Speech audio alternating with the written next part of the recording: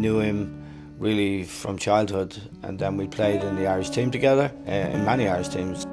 Another shot, another one for Treacy, has done it again. He was a big, ebullient player. You know, he put himself around in the game as a centre forward. You'd call him robust. He had good feet, good skill, very intelligent in his movement. You know, he had an all-round game, Ray. He was one of those strikers you could play the ball up to. He'd control it. He'd trouble defenders with his movement, and of course he'd get you goals. He was good, very good in the air. He was a good player, Ray. Very good player. We came home to Rovers with John Giles, 77, and the following year we reached cup final, which we won.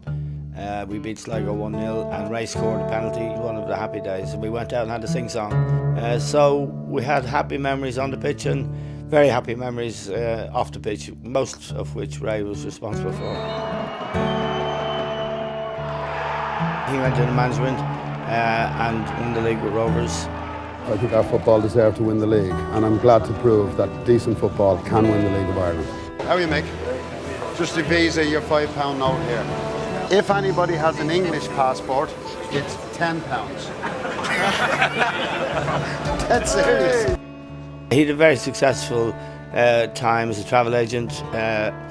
After his career, he was central to the Irish team and the supporters, and there was an added bonus for anyone who travelled with Ray Treacy Travel that you got Ray, you know, and you couldn't have a better travelling companion. He was great fun. The team that Jack built to make history is ready for the world to see. The team that Jack built. I think he'd be remembered most of all for his kind of personality, the sort of joy he took out of life and gave in large measure to anyone who was around him. There was never a dull moment when you were in Ray's presence. And Treacy challenging for everything. Treacy really is the spirit of the Irish team.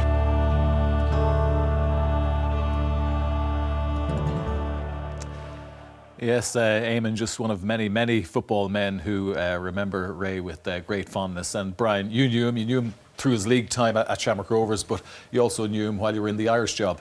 Yeah, and I was at all those matches when he scored the goals and set up goals. He was a smashing player. Eamon's was a lovely tribute. He wasn't a very big centre forward, but he was a Diego Costa type centre forward, a constant nuisance to defenders and great skill in his feet. I managed in the league against him when he was at Home Farm, where he did a great job. He did a brilliant job at Drogheda to get them runners up one year, and then of course he won the league with Shamrock Rovers in '94, and you know, they hadn't won the league since I think '86 and didn't win it again for a long time. In the FAI dealings, he was the travel agent, but he was much more than that, and he was very professional at that job. Behind all the fun, he did a brilliant job. He knew what was required to pamper the modern player. It frustrated him because in his era of playing, they weren't so pampered. But he got it done, and he made sure it was right. And you know, he is a sad loss. He was a great guy, a funny fella, and I really shocked to hear of his passing at such a young age. Yeah, he certainly will be greatly missed, and we extend our condolences to Jenny, Lisa, Karen, John, Gary, and of course all the extended family members. May he rest in peace.